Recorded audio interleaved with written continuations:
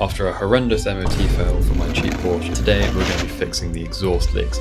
I started by hooking up my smoke machine to the exhaust system, showing that there was a leak in the back box. I've also got some billowing out the cat as well, but that's just on the actual joins. That's not as bad as this, where it's actually blown through here. Just put some sealant quick weld all along the edge there where it's coming out, in exactly the same place as the other side. Now the bolt holding on the expansion joint clamp was quite tough, but I did get it off, and then I was able to seal all of the area around it with some quick weld paste. I slid the joint back down and it looked like that.